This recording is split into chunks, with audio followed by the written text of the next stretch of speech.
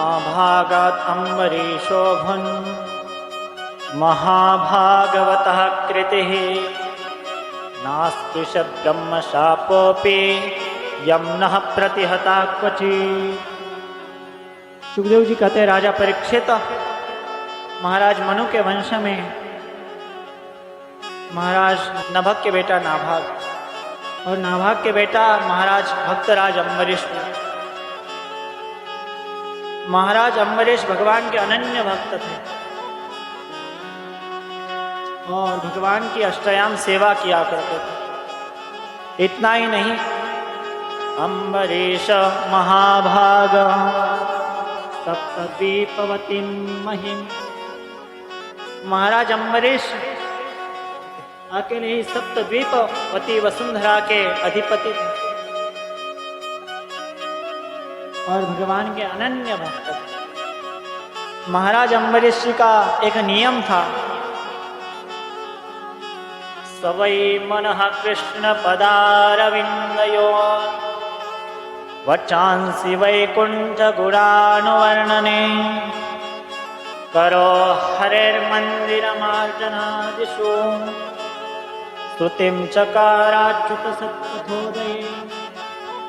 महाराज अम्बरीश का इतना सुंदर नियम था कि हर समय कानों से भगवान की कथा श्रवण करते रहना और मुख से भगवान की कथा का गुणानुवाद करते रहना, नामों का गुणानुवाद करते रहना और भगवान की सेवा करना। इतने बड़े अधिपति होने के बावजूद भी महाराज अम्बरीश भगवान के मंदिर में स्वयं ही झाड़ू पोछा, बर्तन धुलना, भगवान की सेवा करना, फूल माला लाना, दुर्वा, जो जितना भी सब काम रहता है स्वयं अकेले ही करते थे, अपने भावपूर्वक करते थे।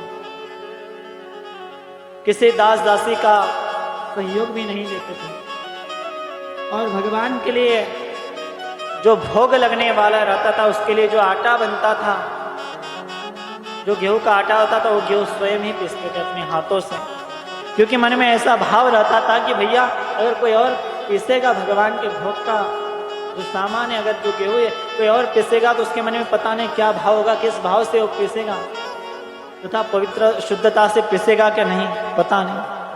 इसलिए स्वयं ही भगवान के भोग लगने के लिए जो गेहूं आता था वो स्वयं ही अपने हाथों से चक्की से पीसते थे।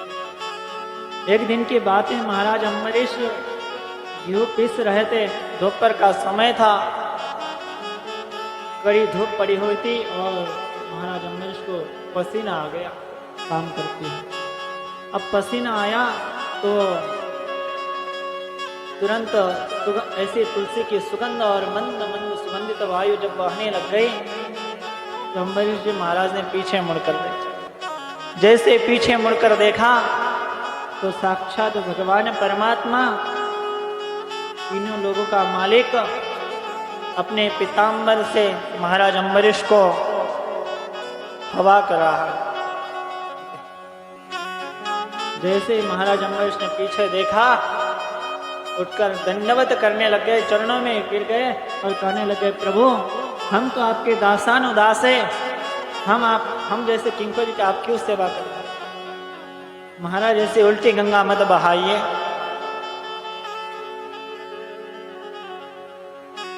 भगवान ने कहा, राजन तुम इतने बड़े सम्राट होने के बावजूद भी अगर तुम मेरे लिए अपने हाथों से गेहूं पीस रहे हो, मेरे अपने हाथों से सेवा कर रहे हो, तो क्या मेरा इतना भी फर्ज नहीं बनता कि मैं तुम्हारे लिए हवा करूं?